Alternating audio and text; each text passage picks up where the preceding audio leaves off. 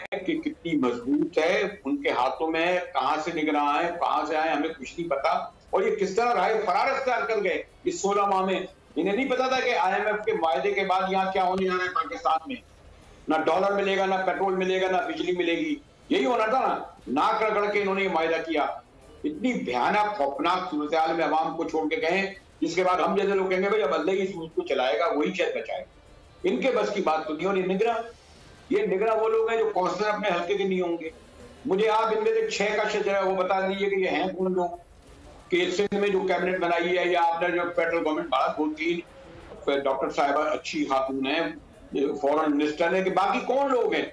मुख्तलिफ बिजनेसमैनों के, मल्टीनेशनल कंपनियों के नुमाइंदों को आपने एनर्जी का इंचार्ज बना दिया, ट्रेड का इंचार्ज बना दिया। मजाक कर रहे हैं गवर्नमेंट के लोगों के साथ। ये इस तरह की निगरान गवर्नमेंट बनाकर ये कोई हल भी नहीं क्या है, ये क्या बात कर सकते क्या है? तो फिर इस निगरान हुकूमत का तो किसी किस्म का कोई स्टेक ही नहीं होता। तो मुजम्मिल ये जो एहतजाज कर रहे हैं और 3-4 मीटिंग के बाद भी वज़ीर आज़म बेबस हैं, और कल जब खबर ये दी जा रही थी कि IMF से पूछेंगे, IMF की इजाज़त होगी तो ये टैक्सेस के मामलात रिवर्स होंगे या उसमें कोई टैक्सेशन में चेंज होगा, तो फिर तो ये बेबस हुकूमत है, फिर आवाम भी बेबसी से एहतजाज ही करे।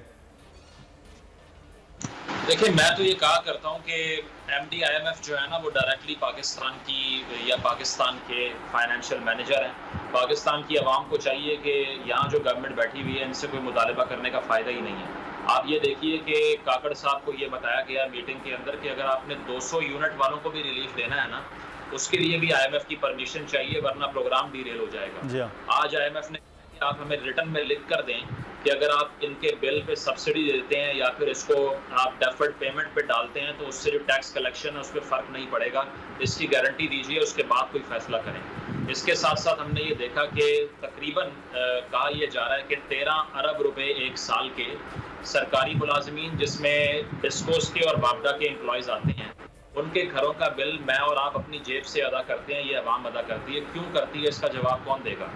हमें क्या ज़रूरत है कि हम सरकारी मुलाजमीन को प्रिविलेजेस और इसके अलावा एलीट कैप्चर इनका इंश्योर करें?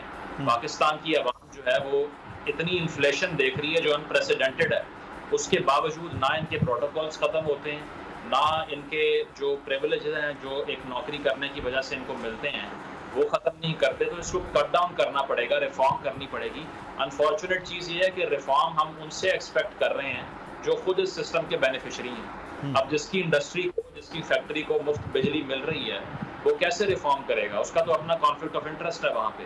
तो ये कहना कि इस गवर्नमेंट के पास कोई भी फाइनेंशियल मैनेजमेंट की कैपेसिटी है, तो फिर क्या हल है? हल क्या है मुजम्मिल के जिनसे हम मांग रहे हैं या हल, वो तो खुद ये पर्ल्स एंड प्रिविलेजेस जो है वो एंजॉय कर रहे हैं, वो तो फिर कभी नहीं करेंगे। तो हल क्या है? अवाम ऐसे ही फिर रहे, 400 जो है वो रुपए डॉलर पे चली जाए, यूनिट जो है वो 90 रुपए पर चला जाए, फिर ऐसे ही रहेंगे।